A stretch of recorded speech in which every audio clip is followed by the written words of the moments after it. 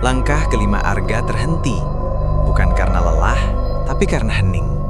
Hening yang terlalu pekat. Suara jangkrik dan serangga malam yang sedari tadi menemani perjalanan mereka dari pos 3 mendadak lenyap di telan rimba. Angin yang sedari tadi berdesir pelan di antara pohon saninten kini diam 1000 bahasa. "Ini udah deket gak?" bisik Raka. Suaranya hampir tak terdengar.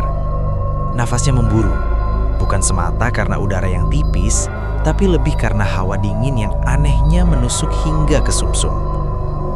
Arga mengangguk pelan. "Sebentar lagi, kita harus sampai sebelum tengah malam." Mereka bertiga, Arga, Raka, dan Dina. Sejak tadi Dina berjalan paling belakang dan tak banyak bicara. Arga beberapa kali menoleh. Wajah Dina pucat pasi. Bola matanya bergerak gelisah, seperti mencari sesuatu di antara semak-semak. "Din, lo gak apa-apa?" tanya Raka. Dina menggeleng cepat. "Gak apa-apa, tapi aku ngerasa ada yang ngeliatin." Arga merinding. Perasaan itu juga ia rasakan sejak tadi. Setelah melewati jalan setapak yang mulai landai, mereka tiba di area terbuka. Di tengahnya ada batu besar datar menyerupai singgasana. Itulah puncak Pangeran Talaga, tempat yang dipercaya sebagai petilasan Prabu Siliwangi atau Pangeran Talaga Manggung. "Alhamdulillah, sampai juga," kata Raka lega sambil duduk di rumput. "Jangan duduk dulu," kata Arga cepat.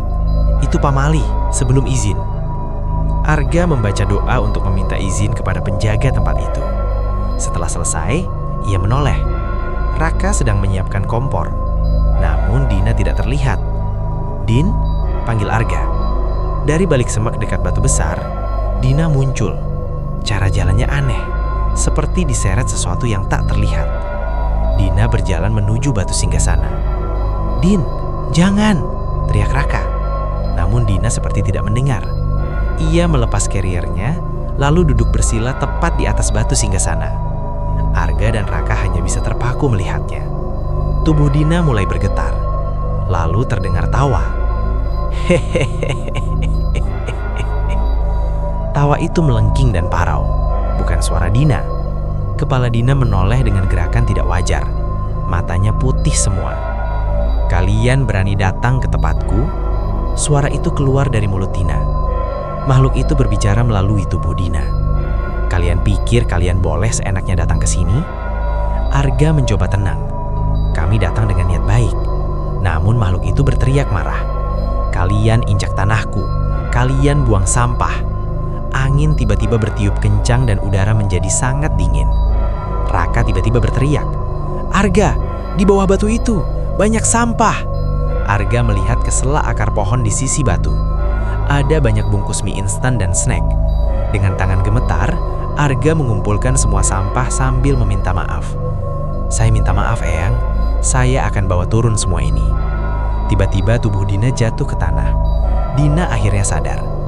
"Kenapa kita di sini?" tanyanya lemah. Arga tidak menjawab. Ia hanya menggenggam kantong berisi sampah. "Kita turun sekarang." Mereka meninggalkan puncak malam itu dengan cepat. Namun Arga tahu satu hal. Gunung bukan sekedar batu dan pohon. Di setiap puncaknya, ada penjaga yang harus dihormati.